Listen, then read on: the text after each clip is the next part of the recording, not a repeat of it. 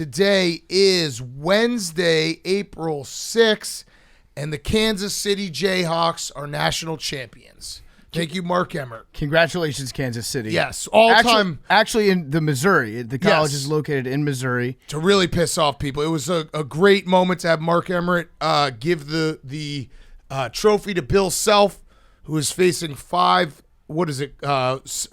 1 sanctions. Violations, which sounds very serious. But a great national championship game. It's funny to think that like a level 1 sanction is like he emailed a kid during the wrong month of the calendar year. Right. It's also just a perfect like it is the perfect champion for this day and age where it's like the rules have changed. I'd say most people don't give a fuck about like college players getting paid whatsoever. And the NCAA has just been dragging their feet, so they could have taken care of this a long time ago. Instead, they're giving a trophy to a school that is also facing violations. But this was also justice, though, for Kansas for 2020 because going into that tournament, remember we sat down, we did the fake bracketology when we found out that we had the tournament ripped from our hands on the eve of the coronavirus. And I think we had Kansas as the number 1 overall seed. I think we picked them to win the championship in 2020 in the fake bracket. It's good to see Kansas get this back. I like it. I like it when a state like Kansas, they've got one thing that they really care about, and that's just college basketball. Mm-hmm. It's good to see them get back in the winner's circle. Yeah, they were 28-3 in 2020, and they looked like the best team in the country. It's a testament to how crazy this tournament is. Kansas, if you went back and looked, like since they last won in 2008, this is not even close to their best team, but that doesn't matter. The tournament is, every single year we see the most talented team or the best team falter or a team that doesn't look like they have it all and they get to the Final Four. So this just proves like, hey, the tournament is its own entity, and being able to win and cut down the nets in the last weekend or the first weekend of April, last weekend of March, it doesn't really matter if you are the best Kansas team they've had in the last 15 years.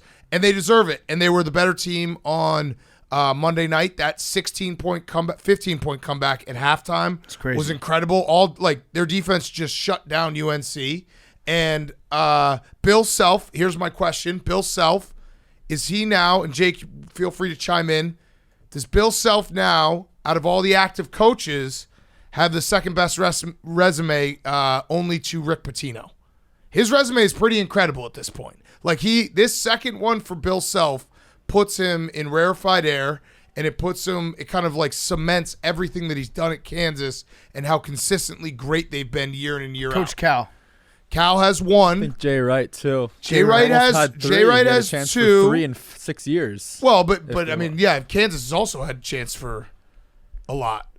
Yeah, well, so he had 2 before this. Yeah, Jay Wright would be, you could throw him out there. Bill Self has more wins than Jay Wright. Bill Self also has gone to the tournament 23 straight years, and that's including 3 different teams. So that's Tulsa, Illinois, and Kansas. He's also, out of those 23 years, 12 out of 23, he's gotten to at least the Elite Eight. They don't lose early. Like Duke has to Mercer and Lehigh, Kentucky to St. Peter's. They always make a little bit of a run. Right, Last year they lost in the second round, but they always make a run, which is crazy. Like the consistency to get to the Elite Eight half of the years that you're in the tournament, and you're in the tournament every year. That's pretty. I think any fan base would sign up for that. Yeah, they win the Big 12 every year. They win the Big 12 tournament every year, and now he has 2, that's like what puts him ahead Izzo and Boeheim and those guys. They were quadruple champions, right? They won the Big 12 tournament. They won the Big 12 regular season. Yes. They won the Midwest bracket, and then they won the championship. Yes. Big season for them.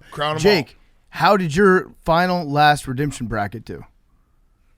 I actually forgot to cement it. I was going to say Kansas. It doesn't count. Doesn't count. Yeah, so you went 0 for 4 on brackets? 3.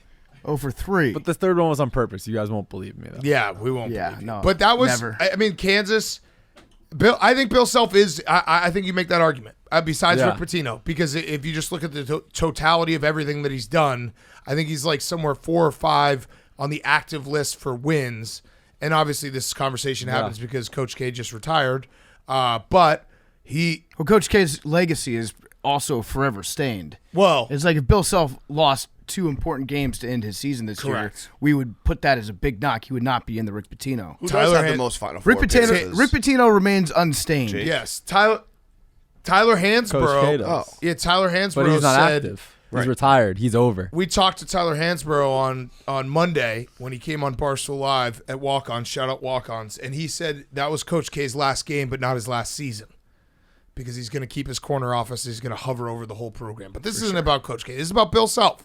And Bill Self, he might be facing these sanctions, but this really was like a legacy cementer for him, because getting that second is very, very important. And like he said before this Final Four, like it now validates all those Elite Eights, all those Big 12 titles, regular season and tournament. The entirety, like the totality of his resume now is insanely impressive to win titles 14 years apart.